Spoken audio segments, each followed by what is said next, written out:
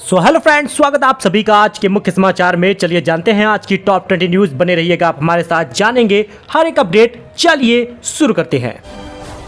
बात करें पहले खबर की, तो राम मंदिर अनुष्ठान 4 लाख करोड़ तक पहुंच सकता है। यूपी का पर्यटन कारोबार, शेयर बाजार में भी प्रदेश आगे है। अयोध्या में भगवान श्री राम की प्राण प्रतिष्ठा और पर्यटन को बढ़ाने के लिए उठाए गए कदमों की वजह से वित्त वर्ष के अंत तक यूपी का पर्यटन कारोबार करीब 4 लाख करोड़ रुपए तक पहुंच जाएगा। एसबीआई की ताजा रिपोर्ट के अनुसार वित्त वर्ष 2025 तक उत्तर प्रदेश को 20,000 से 25,000 करोड़ रुपए तक का अतिरिक्त राजस्व मिल सकता है। वहीं यूपी में शीतलहर को लेकर भी एक बड़ा अपडेट आ गया है। घने कोहरे के आसार हैं। ठंड को लेकर जारी हुआ है अलर्ट। मौसम विभाग ने सोमवार से अगले गुरुवार तक ठंड का रेड अलर्ट जारी किया है। आंचलिक मौसम विज्ञान केंद्र के अनुसार प्रदेश में कहीं घना तो कहीं हल्का कोहरा छाया रहेगा। दृश्यता 50 मीटर से नीचे भी जा सकती है।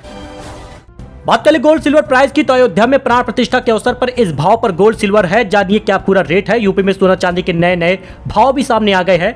आज सोना चांदी के दाम में आपको उतार चढ़ाव देखने को मिलेगा। भारत में 22 कैरेट 10 ग्राम का सोना 57,950 का हो गया है। फिलहाल बीते दिन में यही कीमत थी और 24 कैरेट सोने का दाम लगभग 63,200 रुपए का मिलेगा। दोस्तों आप यहाँ पे नोएडा और आगरा का रेट भी देख सकते हैं। फिलहाल 1 किलो जो चांदी का रेट है वो 75,000 पहले था, अब 75,500 का मिलेगा। वही भाई की तरह गले लगा लूं, अयोध्या में बागेश्वर धाम सरकार से मिली कंगना रनौत। 10 साल छोटे गुरु से लिया आशीर्वाद। जी हां दोस्तों, अयोध्या में राम मंदिर का उद्घाटन और रामलला की प्राण प्रतिष्ठा हुई है। इस बड़े समारोह में देश की कई सारी हस्तियां पहुंची। आपको बता दें, कंगना रनौत एक दिन पहले ही अयोध्या पहुंच गई थी और अपनी एक्टिविटी का लगातार वो अपडेट भी दे रही थी। वह अयोध्या में होने वाले प्राण प्रतिष्ठा समारोह के अलावा अन्य धार्मिक अनुष्ठानों में भी हिस्सा लिया था। कंगना रनौत ने बाद में बागेश्वर धाम सरकार यानी कि धीरेन्द्र कुमार शास्त्री से भी मुलाकात की। प्राण प्रतिष्ठा समारोह में शामिल होने का न्योता भी उन्हें मिला है। कंगना रनौत ने उनकी पहली तस्वीर शेयर की और उन्हें अपने छोटे भाई की तरह बताया। वही संपत्तियों की खरीद बिक्री में कई शहरों में बड़े पैमाने पर टैक्स चोरी हो रही है। इस सिस्टम से पकड़ा गया है। संपत्तियों की खरीद बिक्री में बड़े पैमाने पर टैक्स चोरी पकड़ी गई है। आयकर विभाग ने ई वेरिफिकेशन सिस्टम में कई शहरों में मामले पकड़े हैं। मामलों में सामने आया है कि पैन किसी और का है और जमीन खरीदी बेची किसी और को हो रही है। तो उत्तर प्रदेश को राम मंदिर से मिलेगा पर्यटन में बेशुमार फायदा। 2028 तक नॉर्वे से आगे निकल जाएगी यूपी की जीडीपी। जी हां दोस्तों, अयोध्या में राम मंदिर का उद्घाटन हुआ है। भगवान राम के बाल स्वरूप की प्राण प्रतिष्ठा भी की गई है। मंदिर के निर्माण से उत्तर प्रदेश को पर्यटन में लाभ मिलने वाला है। एसबीआई की एक रिपोर्ट में कहा गया है कि अयोध्या में राम मंदिर और अन्य पर्यटन योजनाएं उत्तर प्रदेश की कर राजस्व में 20,000 से 25,000 करोड़ रुपए का इजाफा होगा।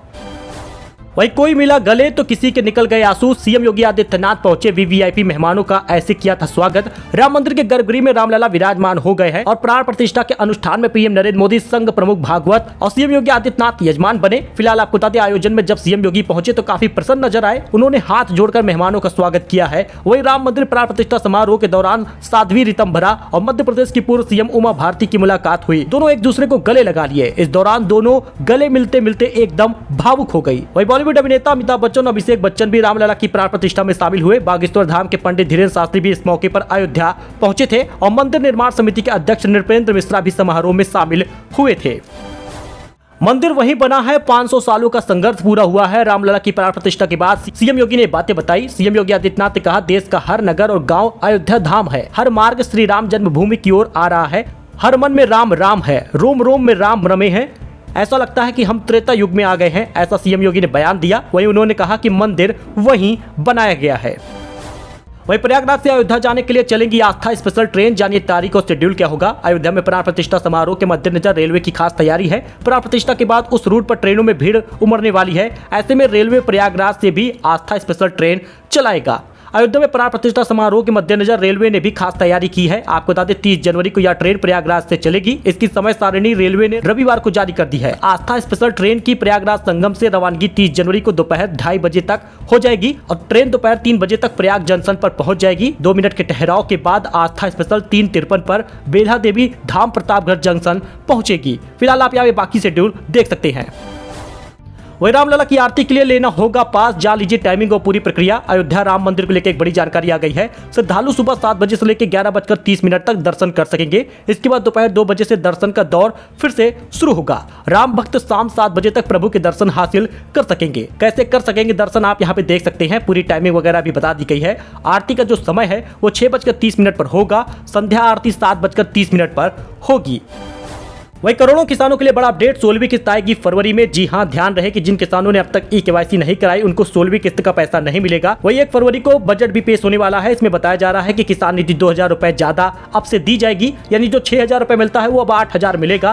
पहले आपको बता दें कि पहली किस्त जो मिलती थी वो अप्रैल से जुलाई के बीच मिलती थी और दूसरी किस्त अगस्त से नवंबर के बीच में मिलती है और आपको बता दें तीसरी किस्त दिसंबर से मार्च के बीच में मिलेगी। ऐसे में जब मोदी सरकार का आखिरी बजट 1 फरवरी को जारी होगा तो उसमें किसान निधि के लिए बड़ा ऐलान होने वाला है, जिसमें 16वीं किस्त अब 8000 रुपए तक हो सकती है।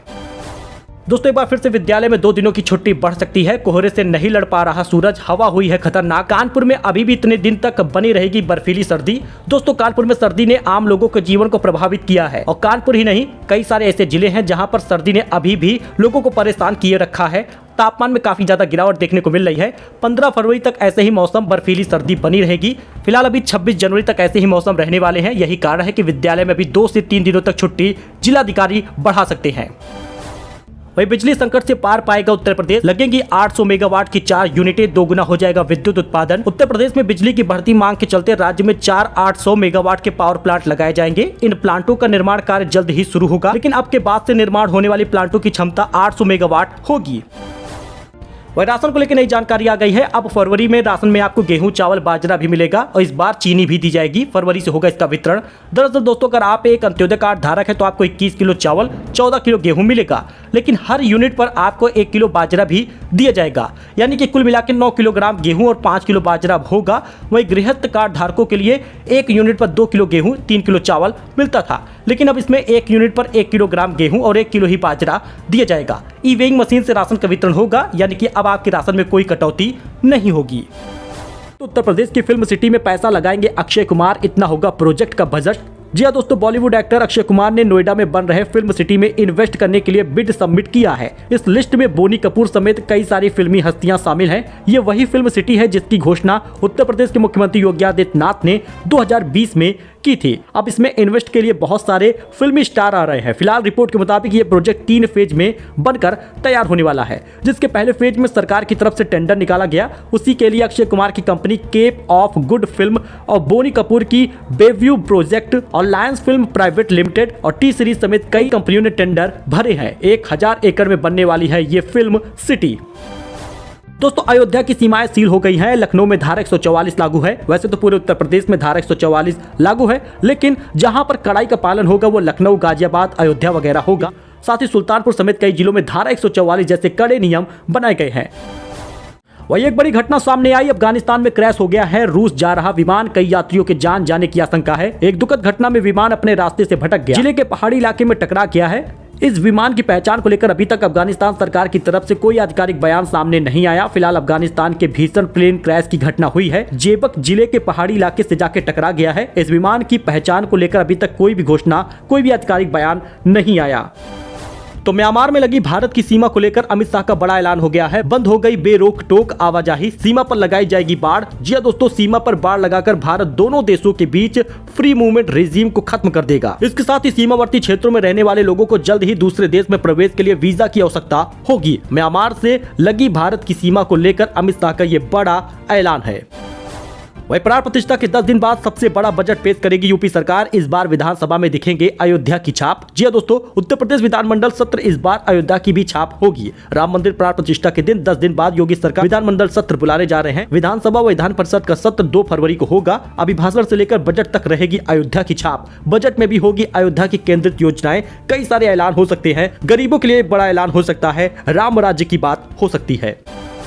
सो दोस्तों, ये कुछ अपडेट, नई जानकारी थी जो आपके साथ शेयर की गई है। मिलते हैं नए अपडेट में नई जानकारी के साथ। फिलहाल के लिए इतना ही, धन्यवाद।